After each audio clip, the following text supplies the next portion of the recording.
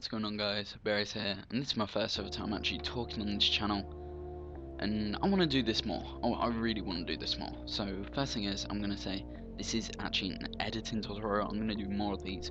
I'm going to start off with three simple ones first, and then I'll take suggestions and stuff. But for now, I'm going to do three simple ones. This week I'm going to upload 2, next week I'll upload 2, I might upload 3 this week, I don't know. I might upload the 3 the 3 tutorials that people need to be an editor. And so yeah, let's just get on with this.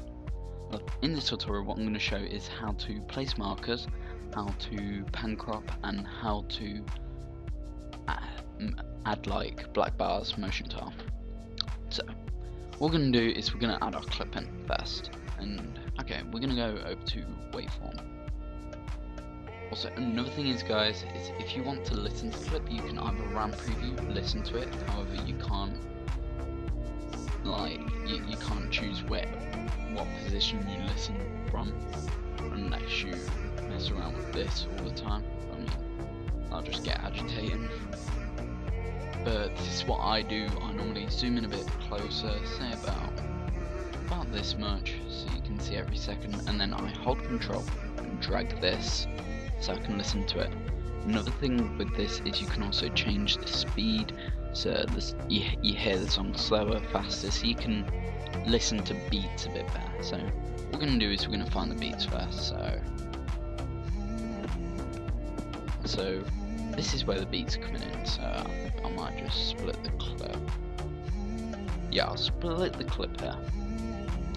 Okay, so what we're going to do now is we are going to go here at the start of the clip, and we are going to press the left squared bracket, and that should take the clip to the position that you want to, where this red line is. And we're going to go back into waveform, so audio, waveform, and we see the waves.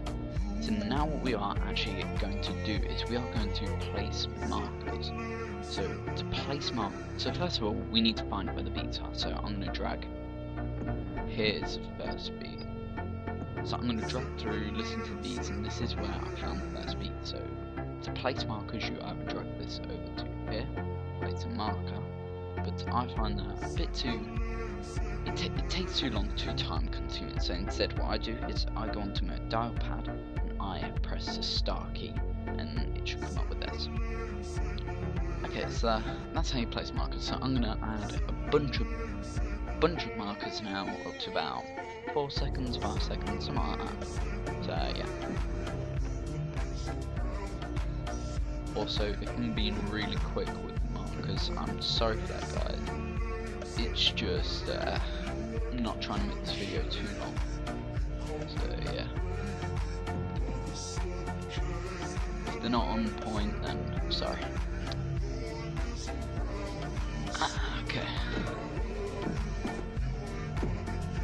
Also, a quick tip, when you are placing markers, it's best doing this at the start of an edit instead of like doing markers clip.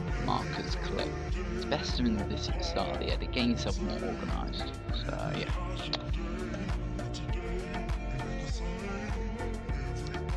Okay. Let's do it to this marker here. Okay. So I'm actually going to split the clip here. How to split it? I press Ctrl Shift D all at the same time, and I delete this layer. So we've got our markers now. That's how you place markers. It's very simple, very easy. Something you will need to do in After Effects, which is a need. It helps you out a lot because After Effects, editing episodes, team targets, C2Qs, whatever, syncing is a key factor. You can tell the difference between a good edit, bad edit, and a bad edit has shit syncing, horrible flow. A good edit has nice flow, nice syncing. So yeah, we know how to do this now.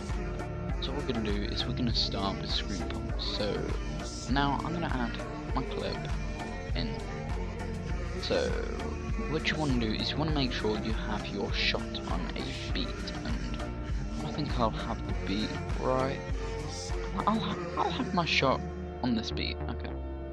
Now I'm actually gonna drag this clip until I get to the shot, what you want to make sure is that your shot when you see a little bit of gunfire should be on the beat. That's what I make sure. The gunfire should be on the beat. Okay, I think that's about right. So now what we're going to do is we're going to do screen pumps. So what I'm going to do now is I'm going to add a adjustment layer. You can either do that by clicking this or Control Alt Y, simple. And on the adjustment layer, what I'm going to add is pan crop. And to do pan crop, you need to add transform. Okay, there we go. And now I'm going to open it up here, where I can also see where the keyframes are going to be. So at the start, I'm going to set this to about 110 so it comes in. And what I'm now going to do is I'm going to go to a beat, go 3 frames back, which is Control, hold Control, go, and then press the left key, the left arrow 3 times, 1, 2, 3.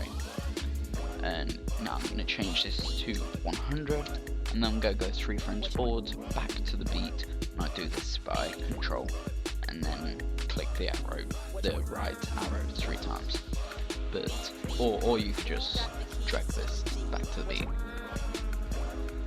I'm going to set this to 103. If it's a song with a lot of bass on the beat, I would set the scale to probably about 105, maybe 104, I don't know. But this hasn't got like a huge massive bang on the beat, so it's 103. So I'm going to do this for each scale up until the gunfire. Okay. I just want to say the gunfire has a different scale, plus going into say a different clip or a cinematic or going into the kill cam, I normally change that scale with the going into as well. I also change that scale. Okay.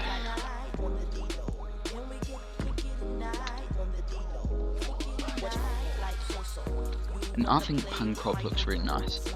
At the minute I don't really use rotation on pan crop. I think I've only used it once in an edit, which I wasn't too happy with.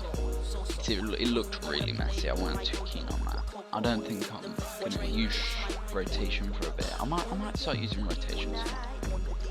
But if I do start using rotation, I might make an advanced pan crop tutorial, but that will not be it. That'll probably be, if I were to do that, would be if I decide to use rotation soon. But for now, I use wiggle. So 1, 2, 3.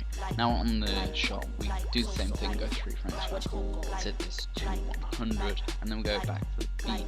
However, on the beat, we make this higher than these beats, than the 103 beats. However, we make it lower than going into the next clip beat, or going into the kill cam beat, or going into a cinematic beat. And so we want to put this around 106, 105, or if you've got the 103s to 104s, then I'd say put this at 108. Sorry if I'm confusing you guys a bit, I know I'm speaking quite fast, but yeah. So that's it. Now we're going to go on to the next beat. 3 frames back, 100, 3 frames forward, 103. And I think I'm going to end the clip off here, so let me just cut the clip. And what I'm going to do is I'm actually going to add a cinematic at this point here, so just to show you a little example. So let me just do this.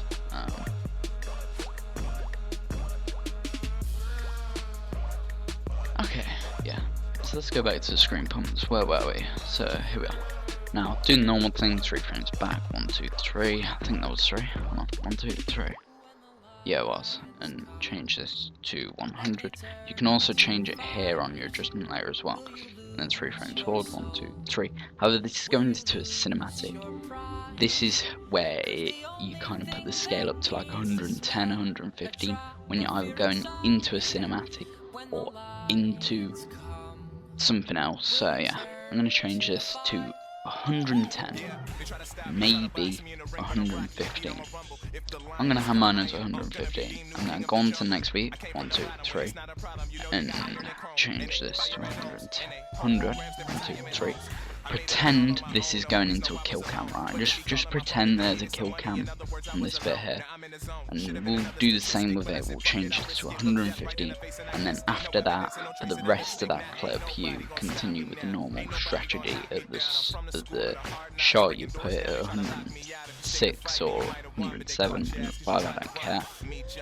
And the little beats, which is not like, it's not really got something towards it like a switch clip or a shot, then have it as 103 or 104. But if it's switching into another clip or cine, have it at 110, 115. If it's a shot, have it at 106, 105, 107. Either one, but you get the point. Shot, you get the point now. Anyway, that's how you do pan crop. Now, what I'm going to show you is black bars, and black bars is a huge thing. You do the same thing, adjustment layer, you do another adjustment layer, this one's for black bars, and you go into your effects and presets, and you type in motion tile, drag this on, and to create these black bar effects, you need to change the output height. And if it's on a clip, I would have the output height at either 90 or 85. You could do 95, but I just think it's a little too, it's not enough.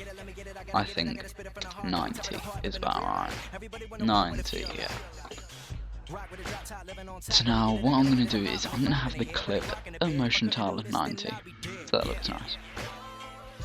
However, the cinematic, I want the cinematic motion tile to be, I want the black bars to be a bit bigger. So what I'm going to do is I'm going to keyframe this.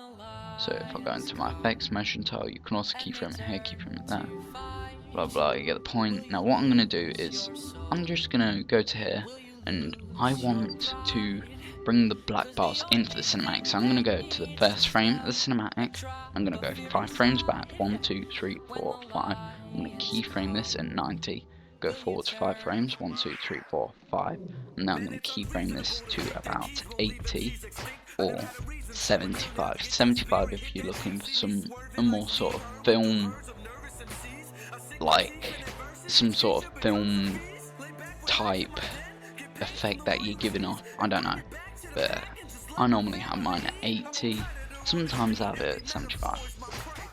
And then what you do here when it's going into the, say, pretend there's a kill cam here, if it's another cinematic, say if it's another cinematic here, keep it at 80. However, if it's going into another clip, bring it down, go to the last frame here, keyframe this at 80, and then go 1, 2, 3, 4, 5 frames into the clip and change it to 90. So yeah, that's how you do this. Simple tutorial. Motion tile, everything is simple.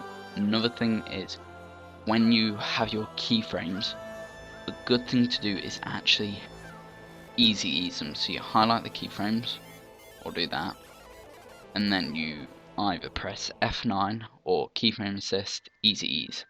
Do this with everything that you have keyframed. It's crucial you do that. Oh, well, it's not crucial you do this, but I mean, it's really good if you do this.